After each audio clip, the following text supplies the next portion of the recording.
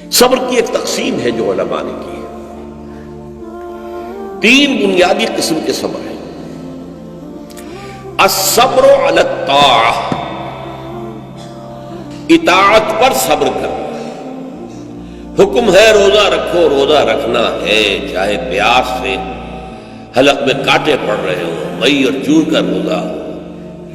یہ جو ہے صبر علی الطاعہ ہے، اطاعت پر اللہ کا حکم ہے.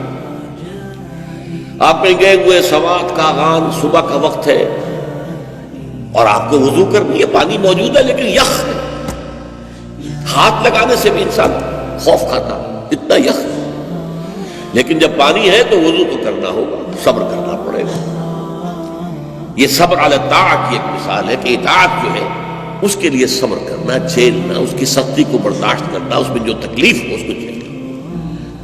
اللہ یہ کہ انسان بیمار ہو اور اندیشہ ہو کہ اتنے ٹھنڈے پانی کے استعمال کرنے سے جان جانے کا اندیشہ، وہ بات دوسری ہو جائے. لیکن ایک آدمی صحت مند ہے، کوئی ایسا عذر نہیں ہے، کوئی بیماری نہیں ہے، تو اسے بہرحال وضو کرنا پڑے گا. اس لیے کہ وضو جو تیمم کی شرط ہے کہ پانی موجود نہ ہو، وہ شرط یہاں پوری نہیں ہے، پانی تو اویلیبل ہے. تو صبر علی الطاعہ، اطاعت پر صبر کرنا، تمام احکام جو ہے شریعت قانون پر عمل کرنا جو ہے. اب صبح کا وقت ہے، ابھی آپ کو بڑی بسا اوقات ہوتا ہے، آپ کا بھی تجربہ ہوگا، کوئی مریض ساری رات کراہتا رہا، فجر کے قریب آ کر کوئی سکون سا ہو جاتا، سو جاتا. یہ بڑی ٹھنڈی جو ہے وہ نیند ہوتی ہے صبح کی. اسی لیے اقبال کو جواب شکوہ میں جو اللہ تعالیٰ نے فرمایا تھا، کس قدر تم پہ گراں صبح کی بیداری ہے، ہم سے کب پیار ہے، ہاں نیند تمہیں پیاری ہے، صبح کا اٹھنا تو تم پر بہت بھاری. یہ صبر علی الطاعہ، صبر علی الطاعہ ہوگا. یہ کچھ بھی ہے، بہرحال فجر کا وقت ہو گیا ہے، اٹھنا ہے، لازماً اٹھنا. یہ ٹھنڈی ٹھنڈی جو ہوا چلی، ایک سخت گرمی کا موسم ہو، حبس میں رات گزری ہو، صبح کے وقت کوئی نسیم سحری تھوڑی سی چلے گی اور ایسی لوریاں دے گی، ایسی تھپکیاں دے گی کہ آدمی جو ہے وہ چاہے گا کہ بس میں اب آرام کروں. سو اٹھنا ہے، نماز کا وقت ہے، نماز فرض ہے. تو الصبر علی الطاعہ. دوسرا صبر ہے الصبر عن المعصیہ، معصیت سے رک جانا، صبر کرنا. کوئی لذت ہے کام و دہن کی لیکن ہے ممنوع، غلط ہے، حرام شے ہے، لہذا رکنا. یہ ہے صبر عن المعصیہ. وہ ہے صبر علی الاطاعہ، اور یہاں آئے گا عن الصبر عن المعصیہ، معصیت سے اپنے آپ کو روکنا، بچانا. ٹیمپٹیشنز کتنی بھی ہوں، کتنا بھی جو ہے اس کے لیے آپ کے نفس کی طرف سے تقاضا ہو رہا ہو، کتنا ہی اندر سے وہ جذبہ ابھر رہا، روکنا، تھامنا، بند لگا دینا آگے. یہ صبر. تیسرا صبر ہے صبر علی البلاء یا صبر علی الایذاء، آزمائش پر صبر کرنا اور ایذا پر صبر کرنا. اور صبر عن الطبع، یہ صبر علی البلاء جو ہے، اللہ تعالیٰ جو امتحان لیتا ہے انسان کا، ابتلاء، آزمائش. اللہ کی راہ میں جہاد کرنے میں ابتلاء آ رہا، آزمائش آ رہی ہے، جان دینا پڑے گا، مال دینا، یا اور اسی طرح سے اللہ کی طرف سے آزمائش آ گئی ہے، آپ پر کوئی مصیبت آ گئی ہے. آیا اس میں آپ ثابت رہتے ہیں یا اول فول بکنا شروع کر دیتے ہیں اللہ کے خلاف؟ اجی ہمارے ساتھ تو اللہ نے کبھی کوئی خیر کیا ہی نہیں، سب بھول گئے جو بھی اللہ تعالیٰ نے پہلے احسان کیے تھے، کیونکہ ایک آزمائش آ گئی. تو صبر علی البلاء. اب اس کے 2 حصے ہیں جو میں نے بیان کیے. ایک ہے صبر علی الایذاء، آپ اسلام کی دعوت دے رہے ہیں، کوئی آپ کو ایذا پہنچاتا ہے، سخت ایذا پہنچاتا ہے. یہ ایذا وربل بھی ہو سکتی ہے، یہ ایذا فزیکل بھی ہو سکتی ہے.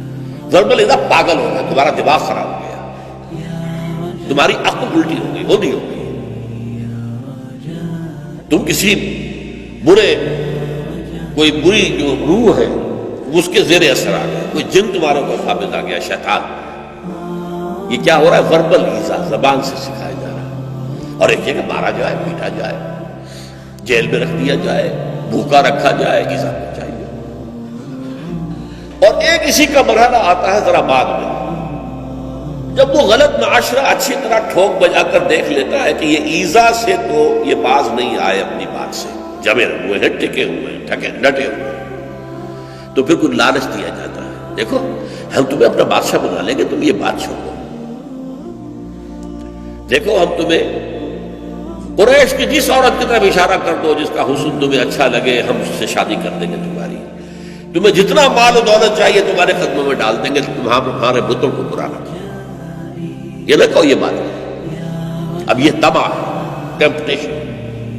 ٹیمپٹیشن کے مقابلے میں رکنا ایذا کے مقابلے میں رکنے سے زیادہ مشکل ہے، جس کی ایک بہت بڑی مثال جو ہے امام احمد ابن حنبل کی زندگی میں ہے کہ جب مسئلہ خلق قرآن پر جب انہیں جیل میں ڈالا گیا، مارے ماری گئی، الفاظ یہ آتے ہیں تاریخ میں کہ انہیں وہ مار ماری گئی کہ اگر ہاتھی کو بھی وہ مار ماری جاتی تو چنگھاڑ اٹھتا، لیکن ان کے آنکھوں میں کبھی آنسو نہیں آئے، برداشت نہیں. پھر زمانہ بدل گیا، اب خلیفہ کوئی اور ہو گئے، اور ان کا اپنا موقف وہی تھا جو امام احمد ابن حنبل کا ہے. تو اب دارالخلافہ سے، ایوان خلافت سے ایک ایلچی آیا ہے اشرفیوں کی تھیلیاں لے کر کے یہ خلیفہ نے آپ کو بھیج لی. اس پر حضرت امام احمد بن حنبل رو پڑے، اے اللہ میں اس آزمائش کا اہل نہیں، یہ آزمائش سختر ہے اس مار سے کہ مجھے جیل کے اندر پڑ رہی تھی، اس سے رکنا بہت مشکل. تو میں نے یہ سب کی قسمیں آپ کو گنوا دی. صبر علی الطاعہ، صبر عن المعصیہ. نمبر 3 صبر علی البلاء، علی الابتلاء، اس کی 2 قسمیں.